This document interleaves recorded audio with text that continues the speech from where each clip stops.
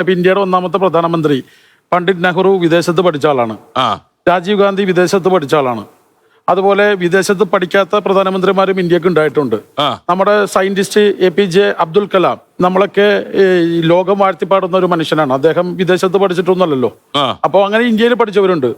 JNU പോലത്തെ, Hyderabad university പോലത്തെ, മുസ്ലിം Aligarh university പോലത്തെ, ഡൽഹി യൂണിവേഴ്സിറ്റി പോലത്തെ, അല്ലെങ്കിൽ തക്ഷശീല യൂണിവേഴ്സിറ്റി പോലത്തെ ഈ രാജ്യത്തിന്റെ ലോകത്തിന്റെ ചരിത്രവും പൈതൃകവും പേറുന്ന യൂണിവേഴ്സിറ്റികൾ ഈ രാജ്യത്തുണ്ട്, കോളേജുകളുമുണ്ട്. പക്ഷെ ഇവിടുത്തെ പ്രശ്നം എന്താന്ന് ചോദിച്ചാൽ ഈ ജെൻസി തലമുറക്ക് ഈ റിസ്ക് എടുക്കാനോ അല്ലെങ്കിൽ ഇപ്പോ പഴയതുമാതിരി കലഹിച്ച് മുന്നോട്ട് പോകാൻ താല്പര്യമില്ലാത്തവരാണെന്ന് മനസ്സിലാക്കുന്ന ഒരാളാണ് ഞാൻ.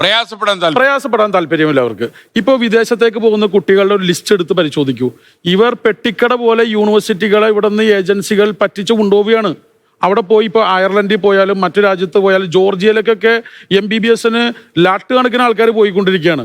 ഇവരവിടെ പോയി MBBS പാസ്സായാൽ തന്നെ അവർക്ക് ഈ രാജ്യത്ത് വന്ന് ജോലി ചെയ്യാനുള്ള സാഹചര്യമില്ല. ഇവിടുത്തെ ടെസ്റ്റ് പാസ്സാവുന്നില്ല. ഇവിടെ 1 കോടി രൂപക്ക് പഠിക്കുന്ന MBBS അവിടെ 10 ലക്ഷം യൂണിവേഴ്സിറ്റി പോയാൽ ടെസ്റ്റ് ചെയ്താൽ അവിടെ. അതെ, ഞാൻ പറഞ്ഞത് ഈ പെട്ടിക്കട പോലത്തെ ഈ ചെറിയ ചെറിയ തട്ടിപ്പ് കോളേജുകളും യൂണിവേഴ്സിറ്റികളും ഈ രാജ്യത്തെ കാർന്നിരുന്നുണ്ട്. പിന്നെ മറ്റൊരു കാര്യം, ഈ സ്റ്റാറ്റസ്.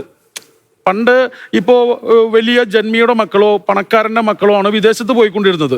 ഇന്നിപ്പോ സാധാരണക്കാരന്റെ മക്കൾക്കും വിദേശത്ത് പോകാൻ സാധ്യമാണ്. കാരണം എന്താ, ബാങ്കുകൾ സീറോ പേയ്മെന്റിൽ ലോൺ കൊടുക്കുകയാണ്. അല്ലെങ്കിൽ EMIയുടെ ലെങ്ത് കൂട്ടി മാസങ്ങളും ഇൻട്രസ്റ്റും കുറച്ച് കൊടുക്കുകയാണ്. അപ്പൊ ഈ ലോൺ ഇപ്പോ അവൈലബിൾ ആണ്. അതുകൊണ്ട് ആളുകൾ പോകുന്നു. പക്ഷെ ഈ പോകുന്നവർ ഇവർ ക്വാളിറ്റി എഡ്യൂക്കേഷൻ ഇല്ല എന്ന് മനസ്സിലാക്കുന്ന ഒരാളാണ്.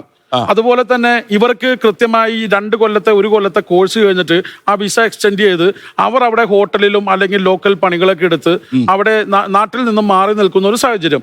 ഇവർക്കാണെങ്കിൽ ആ രാജ്യത്തും കൃത്യമായ ജോലിയില്ല, ഈ രാജ്യത്തും കൃത്യമായ ജോലിയില്ല. പറയപ്പെടുമ്പോൾ ഞാൻ ജോർജിയയിലാണ് പഠിച്ചത്, ഞാൻ അയർലൻഡിലാണ് പഠിച്ചതൊക്കെ നാട്ടിൽ മുമ്പിൽ പറയാന്നല്ലാതെ ഇവർക്ക് ഒരു ക്വാളിറ്റി എഡ്യൂക്കേഷൻ കാർഡടച്ച് പറയാൻ പറ്റില്ല.